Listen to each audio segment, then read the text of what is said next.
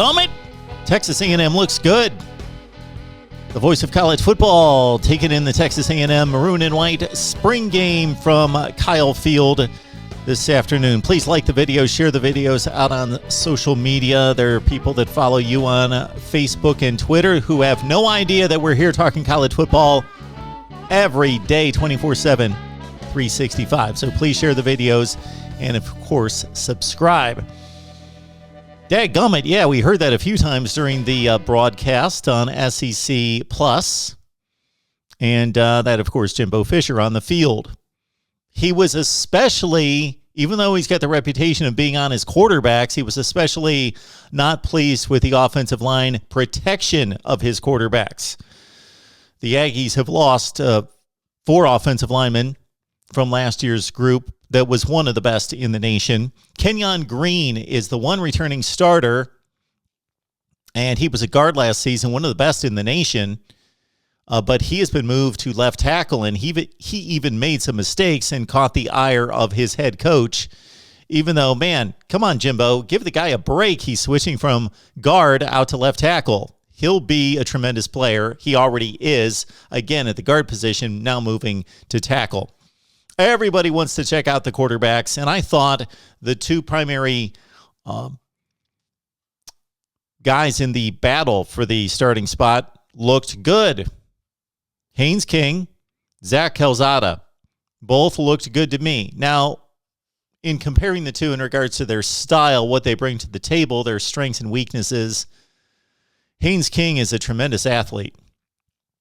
He is an exceptional athlete, but that doesn't mean he can't throw the football. There is not a highly distinguishable difference between their throwing skill set. But Calzada does have a stronger arm. And he's considered the non-athlete, but he's a good enough athlete. He can break contain. He has to be accounted for by the defense with his legs. So they've got 2 good athletes. They've got 2 inexperienced quarterbacks who showed us something during the spring game. They both made the throws. They both looked fluid. Calzada made a bad mistake at the end of the first half. They were running the 2-minute drill, and he threw one off his back foot. He got pressure. He tried to throw one, and it was late and inside when he should have. If he had thrown the ball at all, he was burned for a pick 6. They didn't call it a pick 6. It should have been a pick 6. And we've seen during these spring games, the head coaches get the right, of course, to negate the call, the play on the field, to set up the situation that they want to see. And they did that a few times to let Caden Davis, their field goal kicker, air it out. He hit from 55 and 51 yards. Very impressive. Those kicks would have been good from another 10 or 12 yards. So Caden Davis, put him on your radar of field goal kickers at 55 and 51 yards on this day.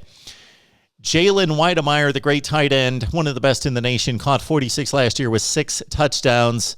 He is still out. He should be able to make it back by the beginning of the season. Texas A&M is loaded mostly with great skill position players, guys that have either been recruited at a high level who have yet to prove anything, but at the same time, they do have some playmakers who proved something in 2020. Those guys, of course, Isaiah Spiller is one of the best backs in the nation, and personally one of my favorites to watch. So Isaiah Spiller, not a classic game breaker, game changer, 4-3 guy, but fast enough. But he's more of a speed or quick / power guy. He'll make you miss in the open field. He has exceptional moves in the open field, and he's also built like a tank. He is built strong and low to the ground.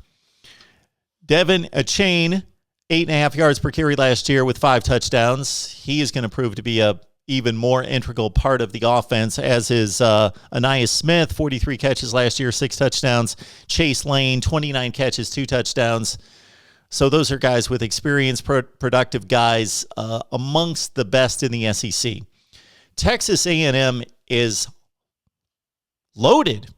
The defense is stout.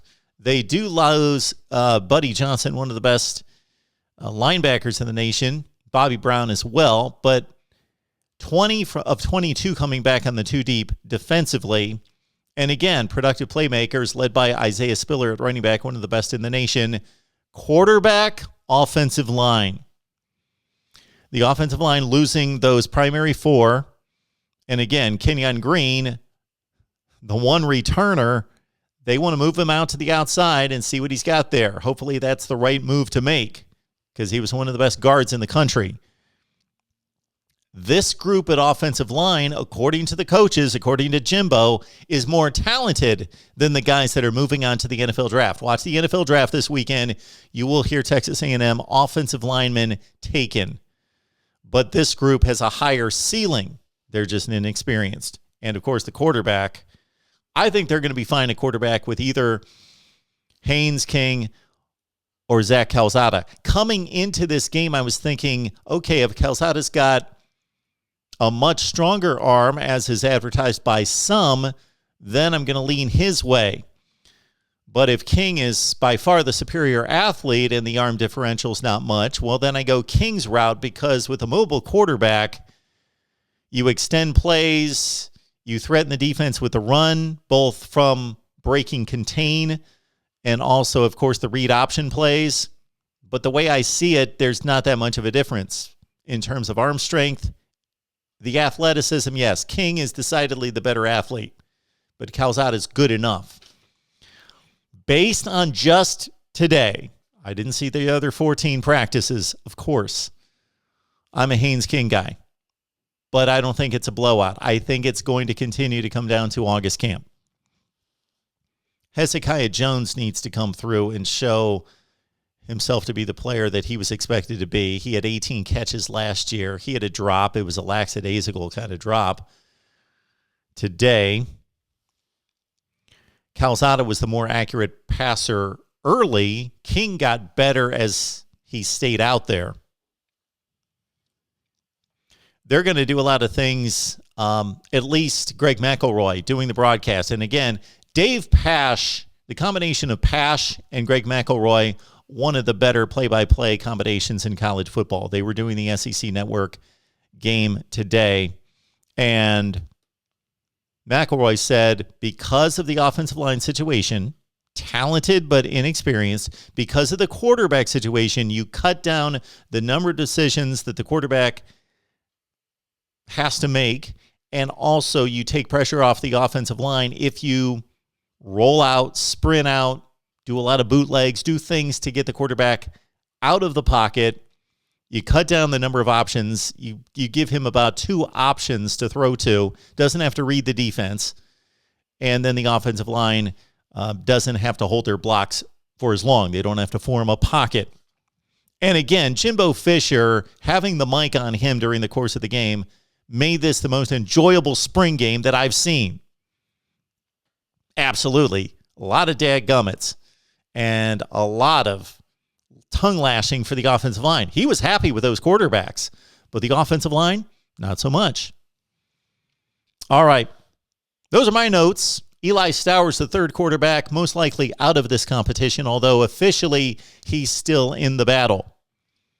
He's a true freshman, and his future is bright, bright, bright, as it is for Texas A&M. Loaded, but offensive line, quarterback, questions that need to be developed and improved and answered in August. Leave your comments below, of course. Like, comment, share the videos out on social media. Subscribe right here at the Voice of College Football. And we will run through more spring action from Saturday right here at the Voice of College Football.